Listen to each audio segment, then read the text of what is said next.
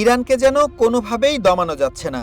America ইসরায়েলের যৌথ হামলায় আয়াতুল্লাহ খামেনি সহ একাধিক নেতার মৃত্যুতেও মনোবল ভাঙেনি তেহরানের। তাই এবার ভিন্ন কৌশল অবলম্বন করেছে ইসরায়েল। গত ৪৮ ঘন্টায় দেশটির বিমান বাহিনী সরাসরি আঘাত এনেছে তেহরানের শাহরান ও তন্দগুয়ান জ্বালানি শোধনাগারে। ইরানের তেল মন্ত্রণালয় নিশ্চিত করেছে রাজধানী তেহরান ও পার্শ্ববর্তী কারাত শহরের মোট ৩টি প্রধান জ্বালানি ডিপো এখন ধ্বংসস্তূপ। শুধু জ্বালানি নয়, হামলার লক্ষ্যবস্তু হয়েছে পানি সরবরাহ ব্যবস্থাও। দক্ষিণ ইরানের কেশম দ্বীপে একটি বিশাল পানি শোধনাগারে ক্ষেপণাস্ত্র চালিয়েছে আমেরিকা ও ইসরায়েলি বাহিনী। তেহরান একে অমানবিক যুদ্ধাপরাধ হিসেবে উল্লেখ করেছে।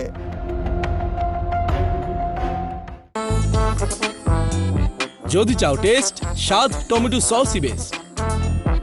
এই ধ্বংসযজ্ঞের প্রভাব এখন তেহরানের রাস্তায় রাস্তায়। বিস্ফোরিত ডিপো থেকে চুইয়ে পড়া তেল শহরের নর্দমায় মিশে তৈরি করেছে আগুনের নদী। বিভীষিকাময় এই দৃশ্য ছড়িয়ে পড়েছে সামাজিক যোগাযোগ মাধ্যমেও।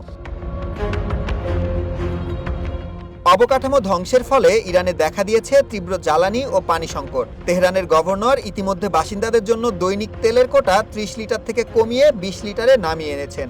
অন্তত ৩০টি গ্রামে বন্ধ রয়েছে পানি সরবরাহ।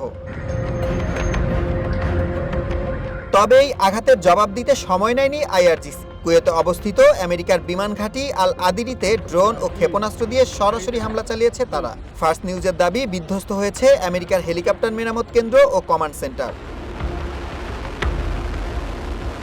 একই সাথে আইআরজিসির ক্ষেপণাস্ত্র পৌঁছে গেছে ইসরায়েলের মূল ভূখণ্ডেও। এই হামলায় দাউ দাউ করে জ্বলছে হাইফার তেল শোধনাগার। তেহরান সাফ জানিয়ে দিয়েছে, যেসব দেশের ভূমি ব্যবহার করে হামলা হবে সেই দেশেরও অবস্থা হবে কুয়েতের মতো। সুলাইমান সবুজ, ওয়ান ইন্টারন্যাশনাল ডেস্ক।